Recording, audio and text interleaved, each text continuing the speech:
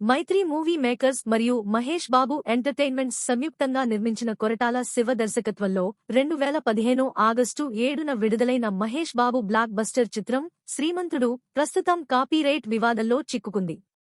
ప్రముఖ రచయిత శరత్ చంద్ర ఈ విజయవంతమైన చిత్రం ప్రారంభం నుండి కథ, ఇటీవల మహేష్ బాబు మరియు నవీన్ యర్నేనిపై ఇదే సమస్యపై సుప్రీంకోర్టులో కేసు వేయాలని తన ఉద్దేశాన్ని ప్రకటించారు.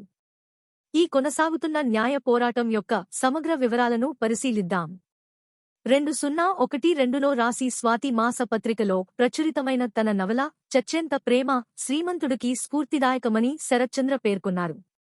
శ్రీమంతుడు అనూహ్యంగా నిర్మాణాన్ని ప్రారంభించినప్పుడు కథను సినిమాగా మార్చడానికి దర్శకుడు సముద్రఖాన్తో చర్చలు జరుగుతున్నాయని ఆయన వెల్లడించారు.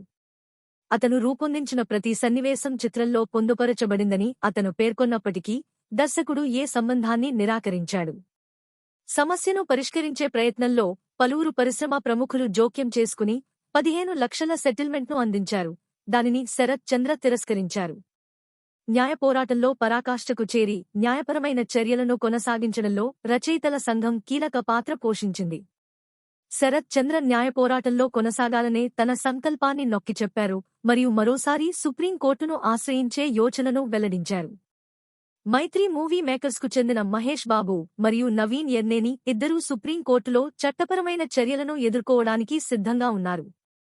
గతంలో మహేష్ బాబుకు లీగల్ నోటీసులు అందజేయడానికి చేసిన ప్రయత్నాలను అతని భార్య నమ్రతా శిరోద్కర్ అడ్డుకున్నారని, రాబోయే కేసు నుండి అతన్ని రక్షించడానికి చర్యలు తీసుకున్నారు. ఎంబీ క్రియేషన్స్తో మహేష్ బాబు అనుబంధాన్ని అతని పేరు నుండి గంగాధర్కు బదిలీ చేయడంతో సంక్లిష్టమైన చట్టపరమైన దృశ్యం మరింత విప్పింది. ఈ యుక్తులు ఉన్నప్పటికీ శరత్ చంద్ర ఈ కాపీరైట్ వివాదంలో న్యాయాన్ని కొనసాగించడంలో దృఢ నిశ్చయంతో ఉన్నారు. కో-డైరెక్టర్ కొరటాల శివపై నాంపల్లి కోర్టు ఇప్పటికే క్రిమినల్ అభియోగాలు మోపింది.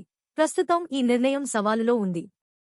కొరటాల శివ తెలంగాణ హైకోర్టును, ఆ తర్వాత సుప్రీంకోర్టును ఆశ్రయించినప్పటికీ చట్టపరమైన చర్యలు కొనసాగుతున్నాయి. స్థానిక కోర్టు నిర్దేశించిన విధంగా అతను క్రిమినల్ అభియోగాలను ఎదుర్కోవాల్సి ఉంటుందని హైకోర్టు ధృవీకరించింది. ఈ కొనసాగుతున్న చట్టపరమైన కథకు సంక్లిష్టతను జోడించింది. నా ఛానల్ని చూసినందుకు ధన్యవాదాలు. మరిన్ని అప్డేట్ల కోసం దయచేసి నా ఛానల్ని సబ్స్క్రైబ్ చేయండి.